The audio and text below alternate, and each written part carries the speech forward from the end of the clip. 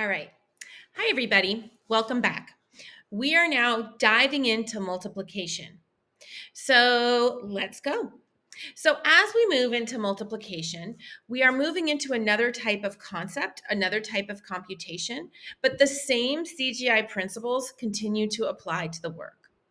There are three types of grouping problems that we will be looking at over the next few weeks, and the problem solving cycle still applies. Eliciting, interpreting, and responding still continue. The open strategy share remains as powerful as ever, and the unpack and launch still remains a place where the context is created, not a procedure demonstrated, not a place to demonstrate procedure.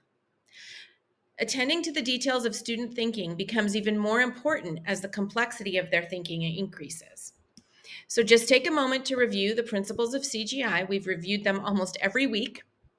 These still drive the work as we enter the realm of grouping problems. Additionally, we have the strategy progression that appears once again as we look at grouping problems, particularly multiplication tonight. We see direct modeling, we see counting, and this can involve skip counting and grouping problems, and invented algorithms, which involves grouping and combining derived fact strategies and number relationships as well. So let's take a look at a young person involved in some multiplication. And the power here is that even though the standard for multiplication doesn't start until second grade, it doesn't mean we can't conceptually start to work with kids.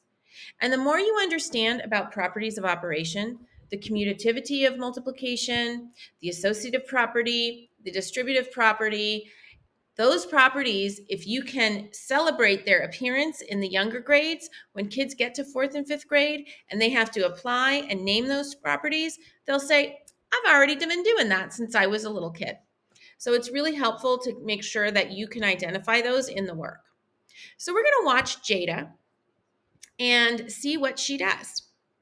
And this captions are in this black box here.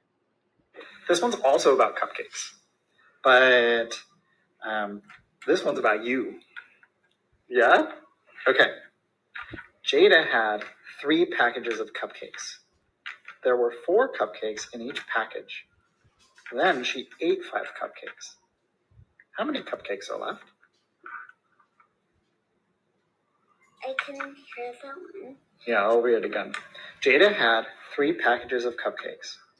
There were 4 cupcakes in each package. Then she ate 5 cupcakes. How many cupcakes were left?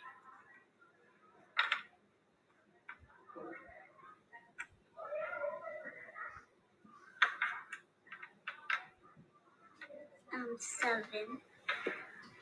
You want to say a little bit about how you figured that out? Because when I took 5 of the cupcakes away, and then I saw 3 and 4, and I knew that that will be 7 cupcakes left.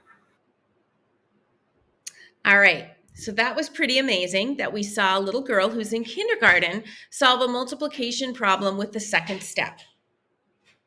So what I want you to be thinking about is, how do we interpret this, right? And how does this appear on paper? We saw her do some really exciting things when she was working with the blocks.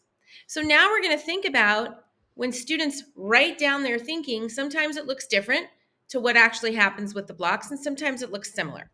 So on your Jamboard, you have somebody who solved that exact same problem, that there were 3 packages of cupcakes and there were 4 cupcakes in each package, and then she ate 5 cupcakes. How many cupcakes were left? So take a look at this student work on the Jamboard, and I want you to make a noticing or a wondering.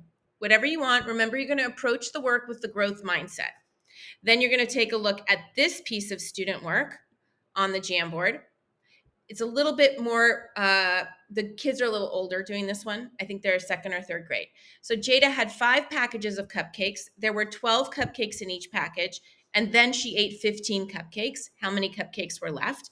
Again, a noticing or wondering on a Post-it on the Jamboard. This one as well, same problem. 5 packages of cupcakes, 12 cupcakes in each package. Then she ate 15 cupcakes. How many cupcakes were left?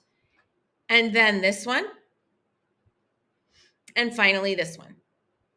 Okay, so we're just going to give us a broad overview of the different kinds of strategies that kids might use in multiplication. So head on over to the Jamboard now. I'll show you right here. There it is. And you're just going to add your Post-its or your noticings and wonderings, but please do make sure you put your name on there so I know that you did it. Okay, everybody? Have fun.